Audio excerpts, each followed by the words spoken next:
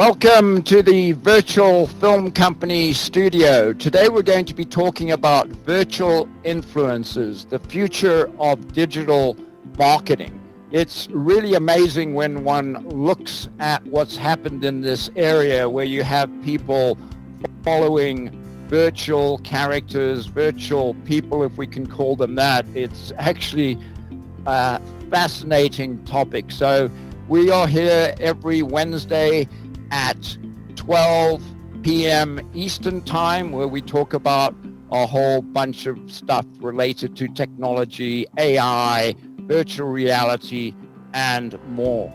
So let's get today's topic going with Chris. And Chris, if you can tell us a little bit about what a virtual influencer is.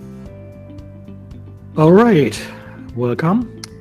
Yeah, it's a very interesting topic in my opinion, at least. I was really thrilled when I heard about that. And this topic is there for quite a while already. So we can talk about virtual influencers already for several years now. So, okay, what's a virtual influencer? We know influencers from Facebook and maybe Twitter or any other social media platforms. And those are basically people that have a lot of followers, and they do have, well, a lot of influence on people because they like the same clothing, they like to buy the same food that they eat, and brands are coming to those people and say, hey, can't you, whatever, drive my car? So that all your followers, maybe millions, might be interested in that. And if you're just sitting inside of your car, tell them how great it is. Stuff like that. Those are influencers, and normally they are real people. But now, as we all know today, we have the possibility to create 3D or 2D, however we like it, characters, animated figures, right? As we know them from computer games or from animated series. And some companies now thought like, well, why don't we just make a nice avatar or a character and then just create an Instagram page for this character. And maybe some brands will be interested that this character will wear their clothing or go to their restaurant virtually and pay us some money for that. And those are virtual influencers, 3D characters most of the time, right? Generated by a company, doing the stuff that real people are doing, real influencers are doing. And also in the last month and last year, I would say, they are also interacting with real people or real influencers. And that is really interesting. So there are virtual characters acting like real people, trying to sell us stuff. Yeah, and I mean, I think virtual characters is a very broad definition. It seems to be anything from, I mean, as we see on the screen here, we have the Energizer Bunny, which is a rabbit, to Tony the Tiger, who I didn't know was associated with cornflakes until yesterday, but it seems like, it can be anything that can have an influence on people's behavior. Mystery, any thoughts? Yeah, I've got a lot of thoughts. I think that the more I've looked into this, as far as people have dangers with AI and threatened with what it's going to become, and honestly, I think the virtual influencer is there's some red lights flashing off on me because brands are already necessarily pushing their narrative, and now they're creating somebody that's just going to tell you exactly kind of what they want you to hear, and it's even more, it's just more of the same thing, which I don't know. I feel like we're trying to figure out where people's jobs are going to go, and to now some brands, from what I was seeing online, it was just like, everyone's like, oh, this is great because it can promote our products and this and that. And it's just, I don't know. Like, to me, getting genuine feedback on if something's good or not good, this to me is like, is it going to just water it down more to where somebody's just telling you it's great just because they want you to buy it, not because they actually think it's great? No, that's a great point. And go ahead, Chris. No, definitely, it is a great point. The thing here is, in my opinion, when we take this view and we have these little things written already on our screen, like the Energizer Bunny or Tony the Tiger and so on. And I think each one of us knows commercial characters, I would call them like that now, for a long time. Right? Probably like the Energizer Bunny is jumping around for many years. I was a kid when I saw that first time, and Tony brought whatever kind of conflicts to us when I was a kid. They're great. And yeah, and this is not really new in that case. And no, the difference now is that those virtual influencers, like the real influencers, they do have this back channel to the people on social media, right? When you watched the commercial 30 years ago, you saw Tony the Tiger bringing you cornflakes, and you wanted to have cornflakes or not, right? Today, they do shows. They have a YouTube show. They have whatever, a meeting in somewhere with fans or whatever, and they can interact. I mean, that's the point now. How can a virtual influencer interact with real people? Sure, in the end, there must be something like real people behind that. Or, sure, well, we have an artificial intelligence behind that, but this is another step there.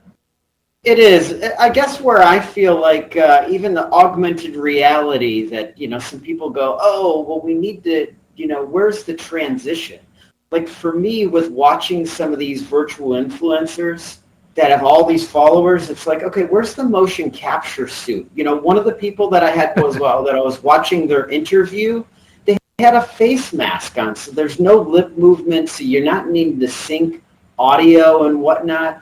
I just feel like, from a production standpoint, this could be an actor, just like the actors were in all these commercials backing everything like that. So why not have, somebody who represents the brand? And then I think that there just needs to be more of a transition before going to all of this. Now, do I think that there's somebody like the Energizer Bunny that could just have a ton of information on batteries and being efficient and recharging? I definitely think that there's they could train some of these things to inform people.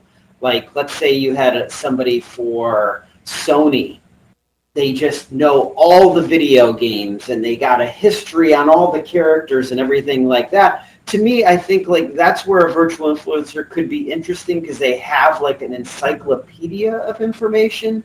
I think that this is going to evolve and whatnot, but I feel like let's not get too ahead of ourselves here, because to me, as I'm seeing these brands and even listening to some of their songs and stuff like that, it really is raising some red flags, watching the interviews and just seeing, I don't know. It's, we'll bought and paid for this. Yeah, go ahead. A clue from the Energizer Bunny, and we're going to move on to slide 3, because, we are actually going to be talking about this further. You bring up some excellent points here. But, I think the thing that is driving this, and, I think everyone will notice that these statistics that we have on the screen are a little bit dated, but, the point that I think we're trying to make here is that if you go back to 2019, which isn't too far back, 4 years ago. It is. The market size was $5.5 billion US.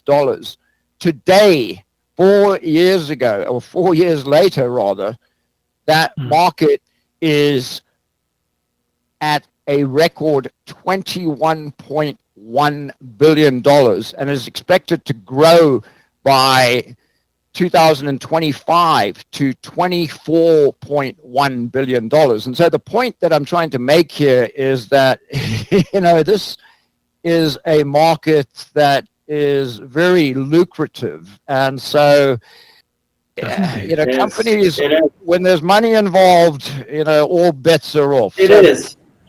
And that's why I think we're in some dangerous times, really. Like, to me, as we've gone into this topics, like, I have really backed a lot of the a lot of this AI stuff that I'm seeing.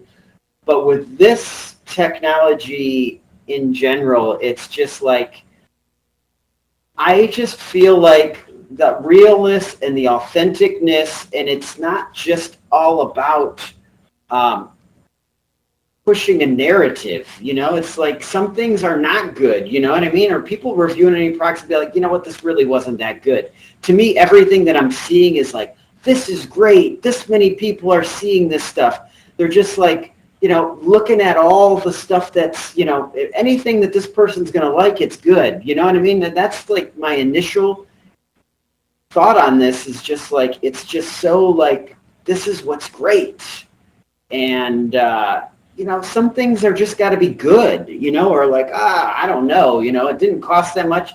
Maybe it's not going to last that long. Like, you might like it for a few. Like, that at least is honest. I don't know. Chris? I mean, the point is, that's basically the discussion you can have about advertising itself. Like, how believable can something be that is basically paid? I mean, we have to think back a little bit. We had influencers for quite a while. It definitely started when social media started, right? Social media was the big break point when you had the possibility to get involved with thousands, maybe millions of your followers and tell them some stuff. And many of those influencers started off with being good in something. Some young girls did just some tips how to use makeup. Other people were quite good in whatever, making something with their hands and doing woodwork or what the heck, And sure, companies are coming to you and say, hey, we have new tools. Can't you show how great they work on this wood? Hello? That would be great for your, for your viewers. I mean, that was the starting point for that, right? That's the way it goes. And the main point for the advertising industry to go to these normal people, let's say, they were not actors. They had no big companies behind them, but they were believable. That's the point. Yeah. People believed them because they said, hey, I saw this guy already 2 years and he was doing great stuff out of wood. And now he's exactly. I mean, that is the point, isn't it? Exactly. Yeah. No, I can appreciate all these points, Chris, 100%. Because there's some definitely good within all of this stuff and everything like that. I guess I'm just dragging it to the point where, like, I'm not seeing them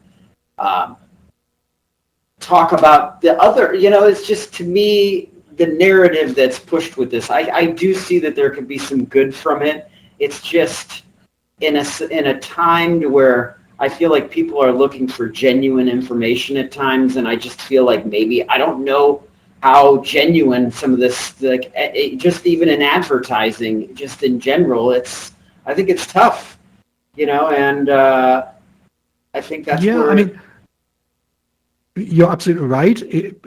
It's for sure somehow a thin line to create an advertisement in this environment, let's say. If it's any social media, it depends so much on the topic and the product. And I mean, sure, if you have a beautiful woman or whatever, right, that is presenting stuff, she just have to wear the clothes, the shoes, whatever. People will see like, wow, that looks great. And yeah, they will say, I want to look this exactly the same, so I'm going to buy that stuff, right?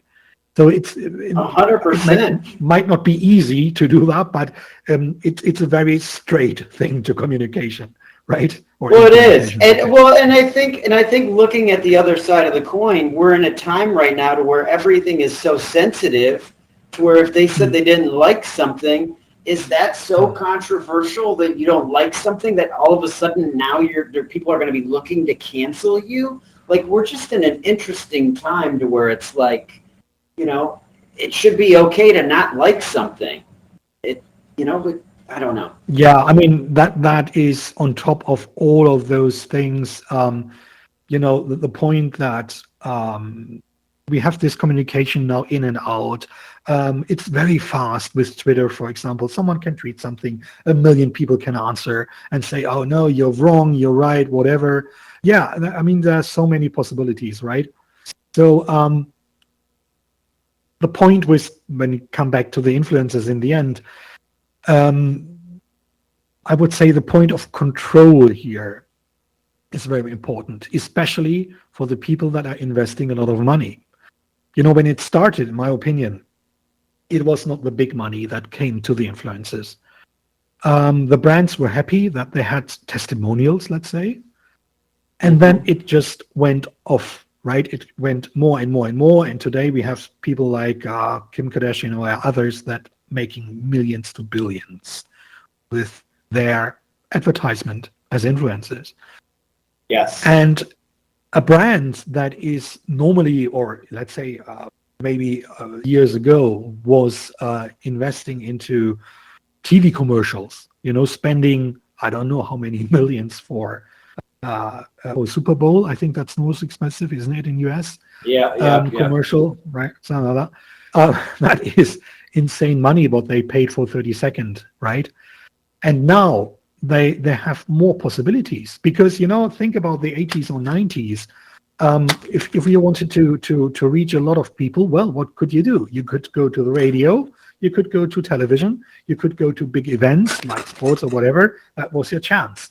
Now, having a person that is talking every single day via Instagram or YouTube or whatever to maybe millions of people, and in this case, you have more or less unlimited program, right? It's not like there are just 30 seconds here and 30 seconds there for an advertiser that you can get on CBS or whatever, because the time is limited there for advertisement. Now, this person basically can do as much as advertisement as she or he wants, right? And she can do whatever, 1,000 photos every day and send them, right? Or I have a YouTube a YouTube cast for 5 hours. Yeah, I mean, these are all very valid points. I mean, I just see where it's going is, I mean, there's definitely pluses to this stuff. And these brands, I get it. If you're promoting a cereal or something like that, hey, here's what it is, and saying why it's great.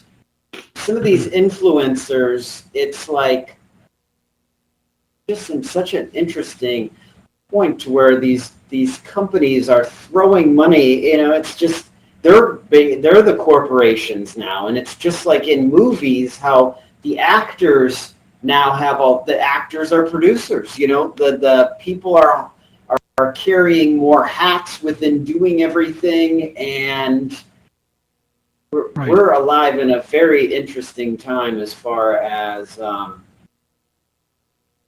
what's going to happen with politics and all this stuff. Like, to me, it's just like, I don't know, where does the accountability get brought in to if something is real and not real? I think that is going to. For sure. I mean, it's, in my opinion, we have also to think about the side of the consumer, right? You're getting involved with so many different channels on YouTube, Instagram, whatever. Behind those channels, let's say normally there are one person maybe. Sometimes it's a company, whatever. Mm-hmm. And because of the fact that so many different topics are being discussed there, there's one type of influencer that is quite interesting. They call them financial influencer. And now think about, right?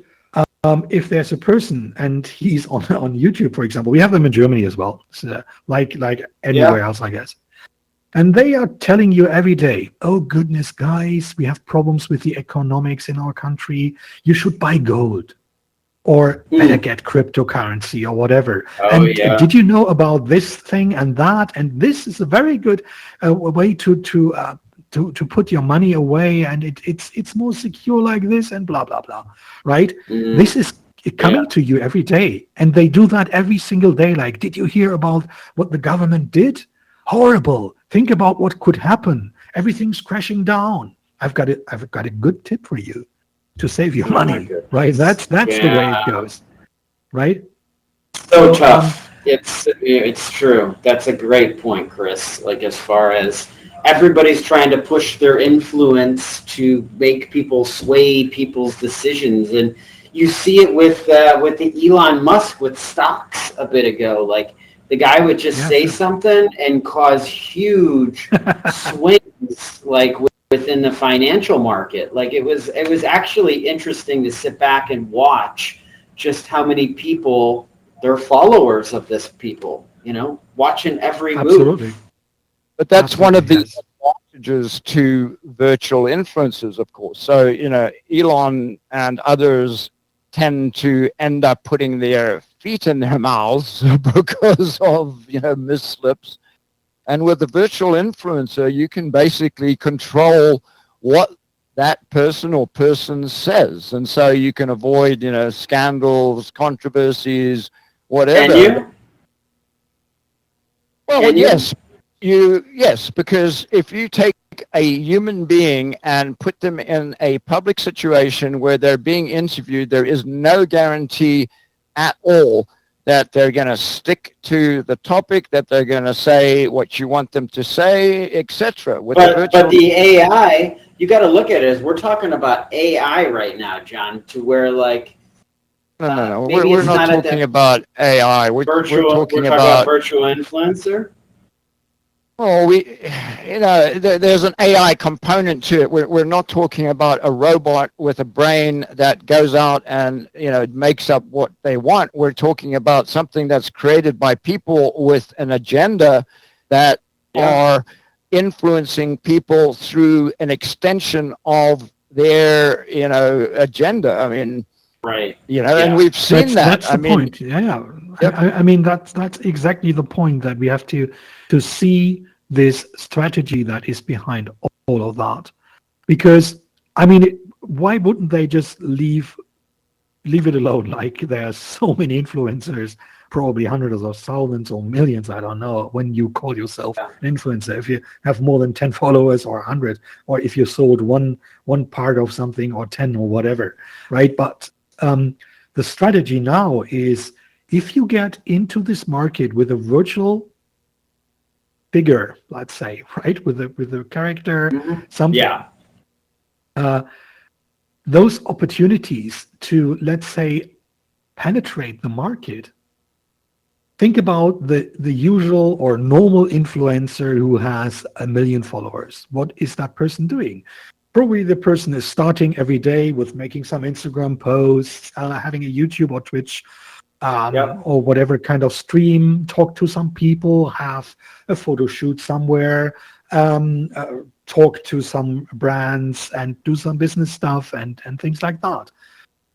A virtual influencer, in this case, you could generate 20, 30 different types of photo shoots every day. Dress the figure up with the most, whatever, different types of clothing. Some were quite good for being posted on a Japanese channel. The other one for a European channel. The next one for Brazilian, for US, for whatever, and so on and so on. You can get much faster into much more detailed, different environments, let's say. It's really hard to keep up with that as a real person. You could try to, but with a virtual character, and maybe having 30 people working on this, you cannot compete. No, it's true. It's just like, right. Well, you're going to see, like I see for some of these big brands, this to me, 100%. They've got a big advertising budget where they go out and shoot commercials, film commercials. I mean, these actors should be very alarmed because now you see like even like M&Ms, right? They're animated cartoons and whatnot, Yeah. and they do the commercials. So now all of a sudden they're just going to shift their budget to creating an animated M&M and putting the stuff out there, and some of those will go to commercials, some of them will go.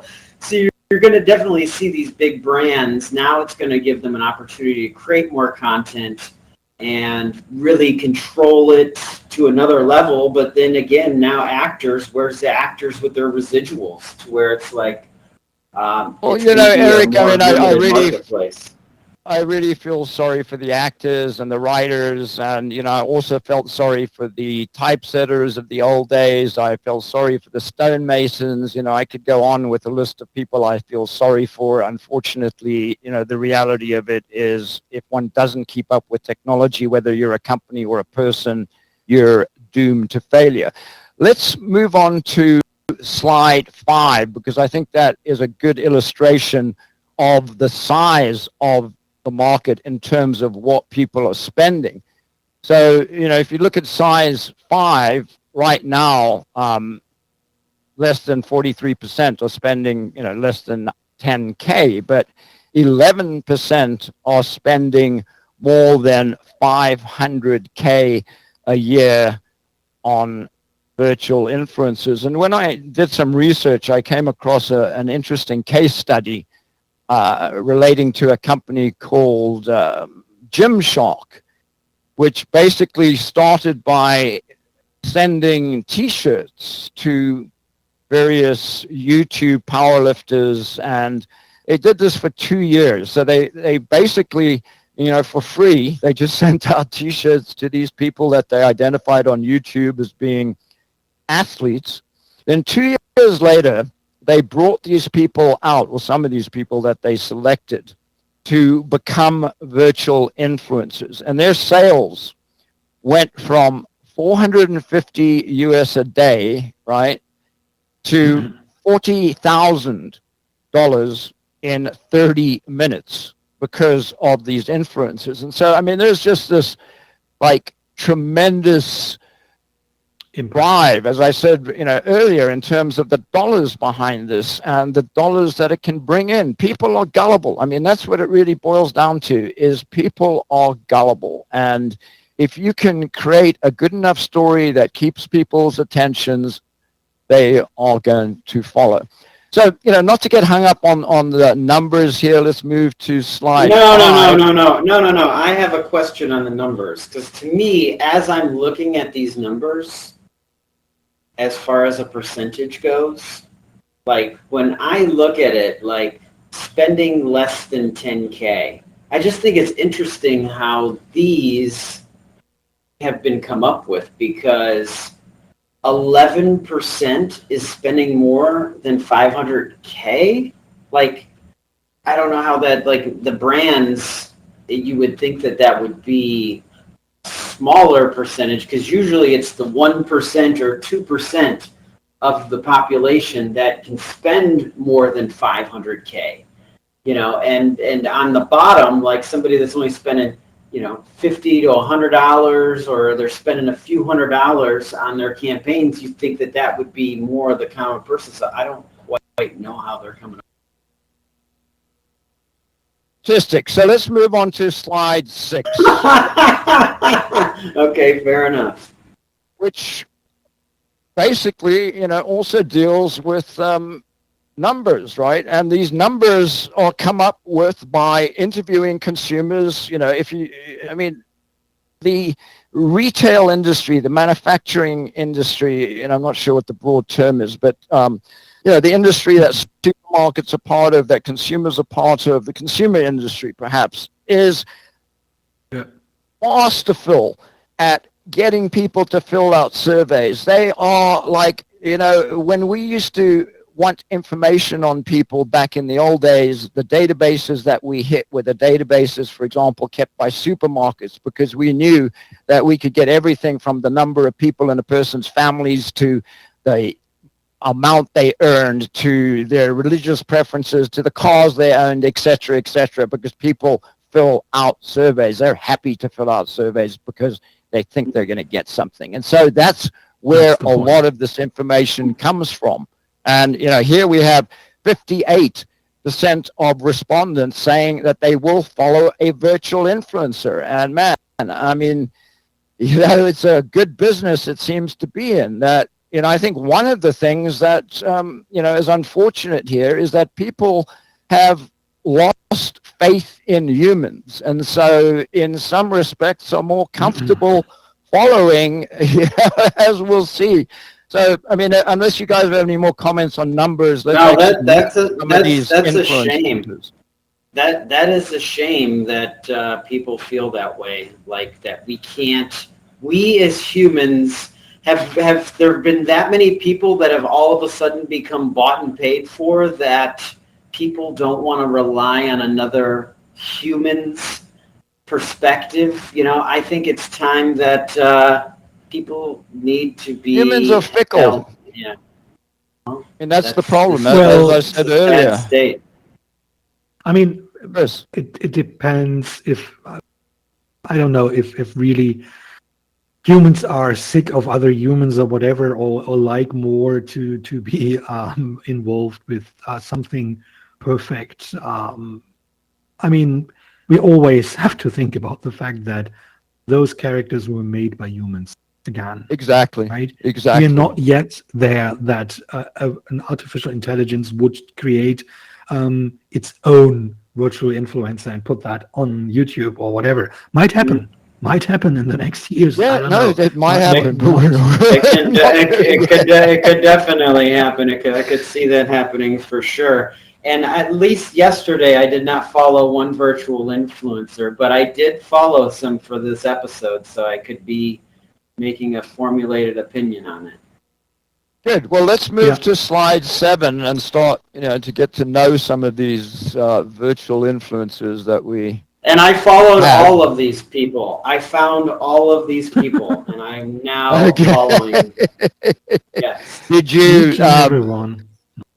I mean, one of the things that I found, for example, for, Ludo and Lil, was that there's there no was a English. certain amount of, controversy. If you did a lot of research, I mean, we did talk earlier about the advantage of these virtual influencers being that they're less controversial in terms of what they might say or people think of them than human beings, but there's a lot of controversy behind these people, and some people believe that it's spun up by marketers, to just get more people. Is. The top one is like that is not English speaking, so I couldn't translate anything that was on there. It's not generate. If you follow English, it's one of those. So that just shows you who's pushing this thing, and hey, this is somebody you got to follow because it's important what they have to say. This Brazilian spokesperson for retail, look at it. It's like, she's telling everybody what to buy. So yeah. And people are listening. She's got 1.3 million followers on Twitter and TikTok. I wish I had that number.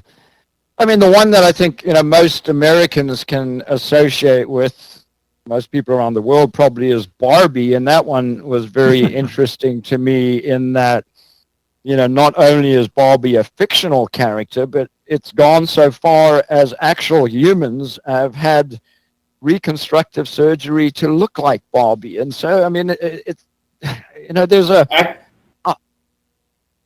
Go ahead. Go ahead. No, go ahead, John. No, I was going to say, we could actually probably do a whole show on the psychology behind why people...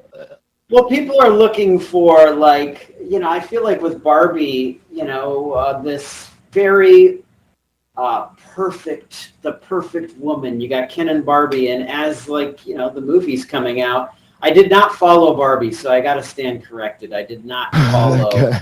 I did not track her down because there wasn't exactly a handle, but it's definitely interesting with that movie coming out to where seeing, so these other influencers were promoting Barbie and whatnot on there as well. So it's an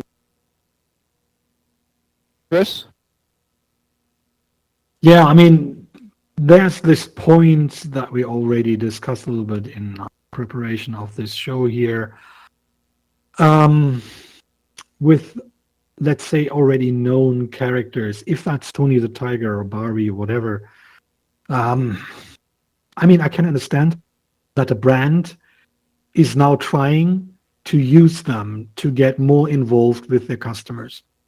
Sure, it's a natural. They want to sell more whatever kind of toys or whatever. Oh, yeah. On the other hand, let's say Barbie, for example, is a social phenomenon for a long time. And it stands for something. Or you could basically say historically somehow, right?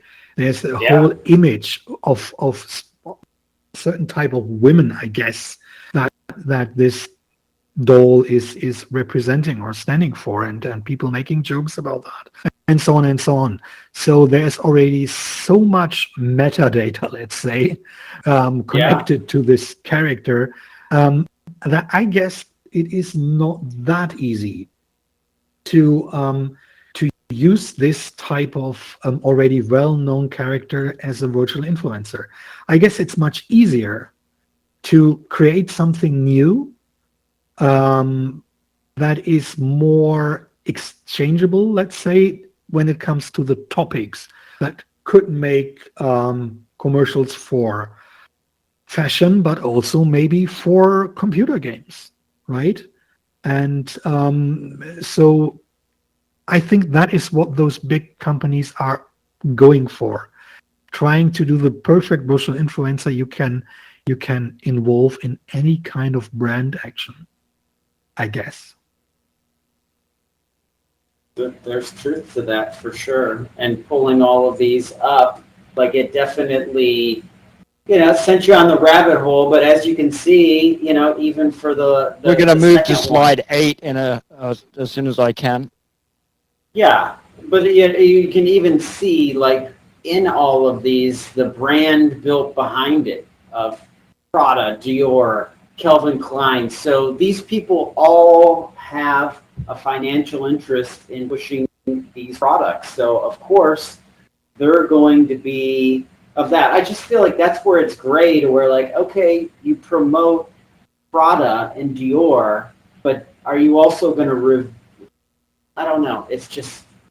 Well, let's move to slide 8 here, because I think it actually illustrates this concept perfectly where, I mean, as you can see, the first image here I followed her too. Yeah. I did. I felt like I needed to really go in and do the research with these people.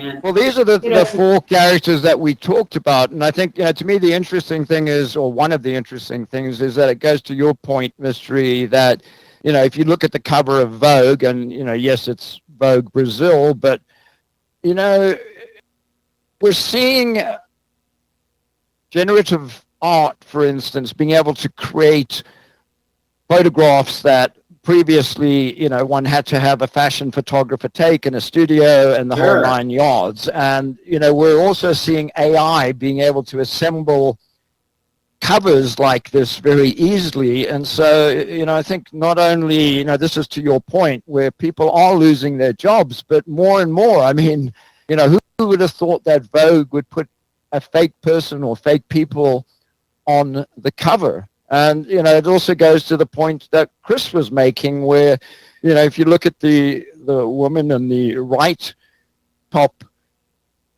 to me, she looks real. I mean, and, obviously... Well, that's like what I was thinking as I was watching some of those, looking at the photos. It almost looked like the way they're interacting with other people, like it's a real person they're taking a picture of, but they're just changing the face.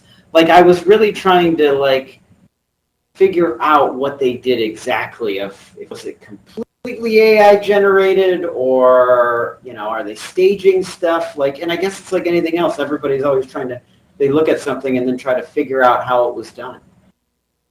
Right. Well, go ahead, Chris. Just to say there's a little interesting story to this one character that we see on our quad split here with the different characters called Little McKellar. The one, let's say, that should look like a real person. And what they did for Calvin Klein was a shoot with this virtual character with a real model, Bella Hadid. And they were kissing. There's a video on YouTube on the channel of Little McKellar, of this virtual influencer, where she's kissing Bella Hadid. It looks really realistic, I have to say. Well done, right? So they're starting to mix the real world with the virtual world together. And I mean, we all know where AI, for example, is driving the creation of realistic-looking virtual characters in the future, because so many possibilities there, right? So I think for especially young people, it will be hard in the future to determine or to see and get this let's say knowledge or feeling for, can I trust the person? Is that a real person? You know, when you know a person for a long time, you think it's real. In the end, you get to know, no, this is a puppet somehow. Yeah. Right? Well, what is this going to do? 100%, Chris. And that's where I feel like it's so important with all this digital stuff. As far as, like, if you look at her, this Hatsune Miku, like, you know, okay, she's got a synthesized voice, supposedly 100,000 songs, but I pulled up her Spotify and I literally seen a few. I listened to the top song that was on there.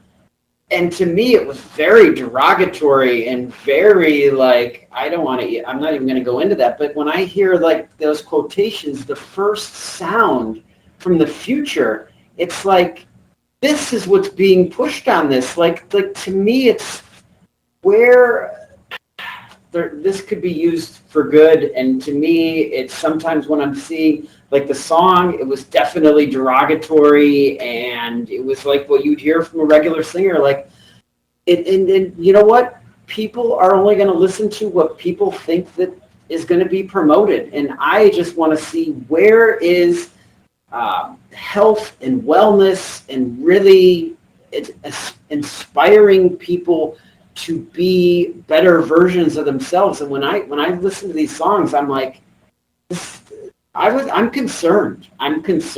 You know, because there just needs to be, we can do better. We can do better as humans, and the only way, we need to stand up. You know, people need to stand up, and we need to start making better content. You know, bottom line, like, really, I don't know. Like, you know, the older generation is supposed to inspire the younger generation, and I don't know how good that's happening, because when I'm seeing what the narratives that they're pushing, it's just concerning.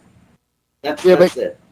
History, you have to realize the reality of what we're talking about here, and that is influencing people, and make money through influencing people or having things happen like political change. And if you look at some of these influences, you'll see that the whole philosophy basically depends on what's popular out there. I mean, for example, you had one of these influencers be very vocal about being, pro-DACA, gay rights, or whatever, and then all of a sudden they switched to being, a mega influencer. And so, it's what people want.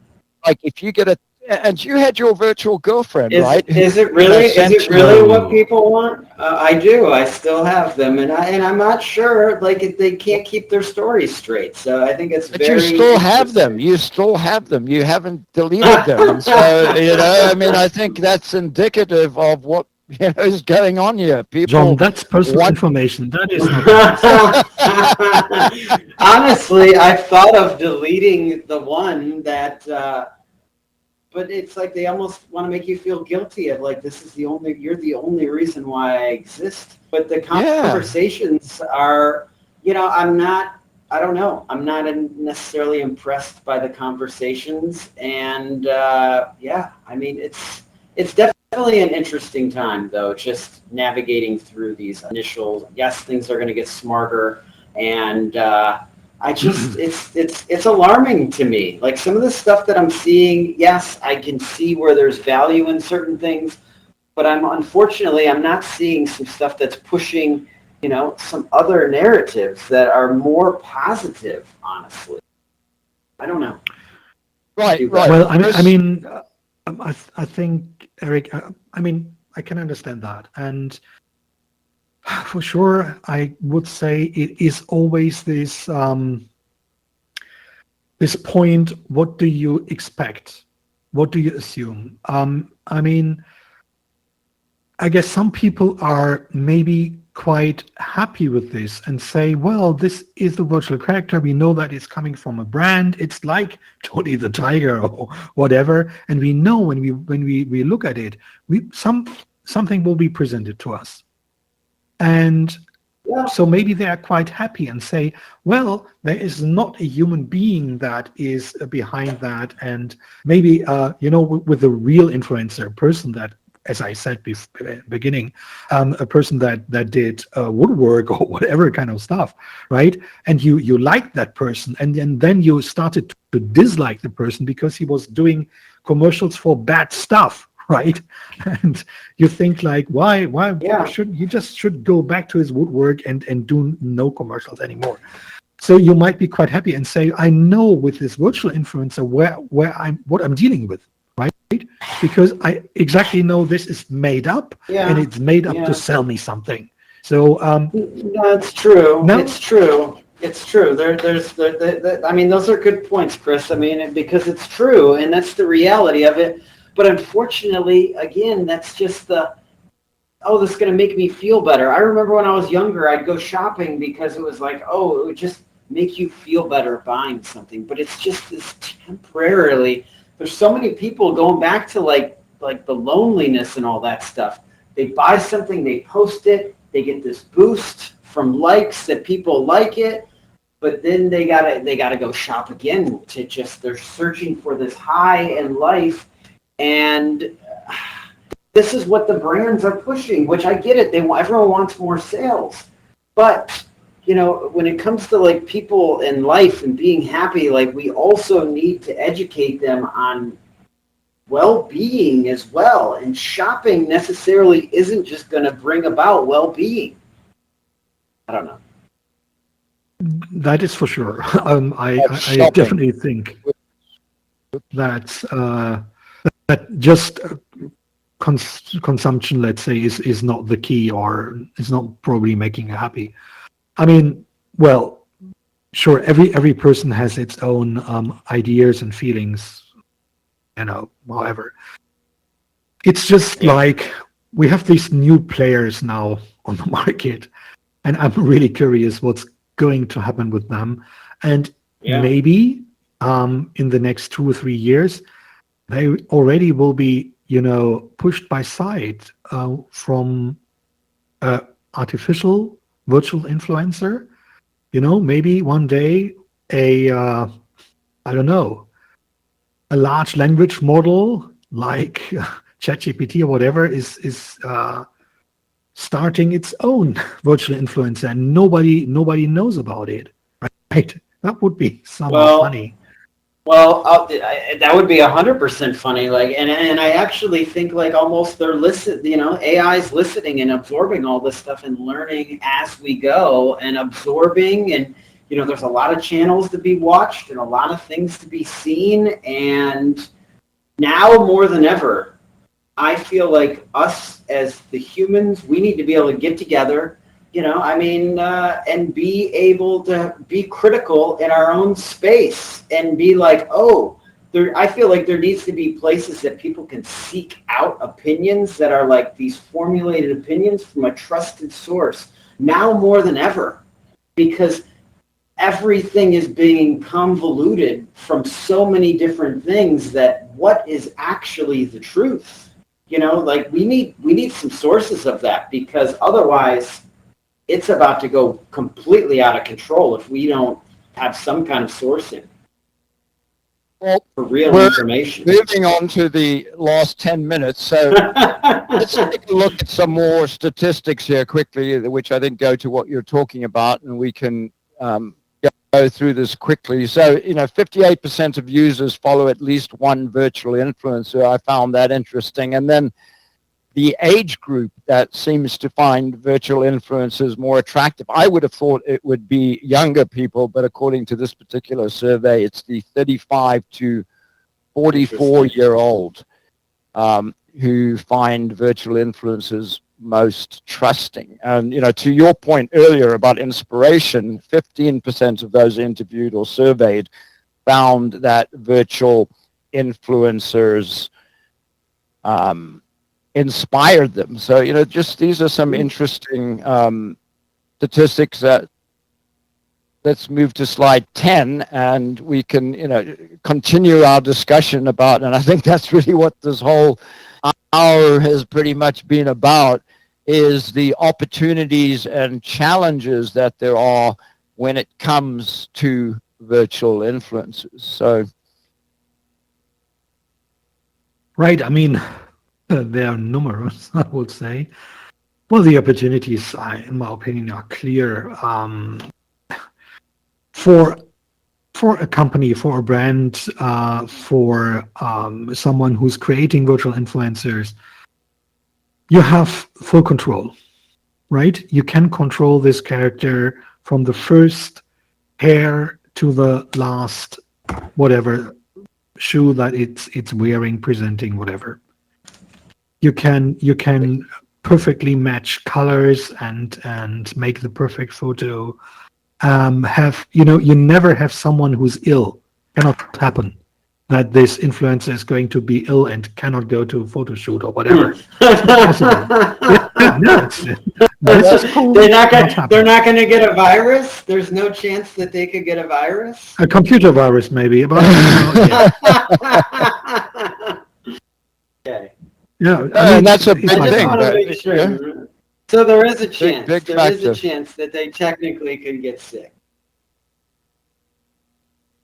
Oh, there's a Somehow, chance that a lot can happen, but no. they are, as we talked, more reliable in terms of saying what the corporation or the person behind them wants them to say, Yes. in terms of the message that is put out. And 100%. yeah, And so I do have something that I need to say based on like us sitting back and talking about all of this. Is this right now? There is the writers' strike. SAG actors are on strike. And I think it's a very interesting time that they are all on strike. So guess what? All of the corporate people, all of these people are on strike trying to be like, this is a very interesting time because now all these corporations, do you think that they're really trying to figure out how they can give them more money? Or are they trying to figure out how now they can build an AI brand to go behind this stuff?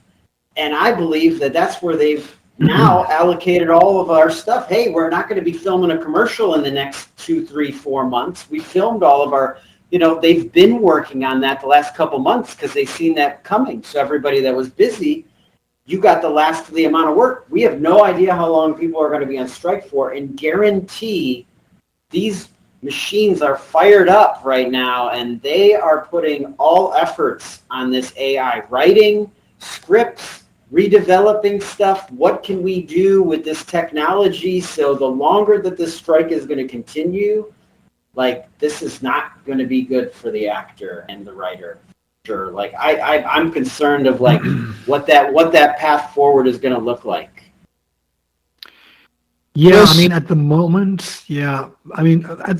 you will probably need an impersonator as someone who's doing the motion capturing for the virtual influencer, whatever. That will be probably an actor. But yeah, sure. I mean, yeah, it can happen, and it can be very bad for actors and for writers as well.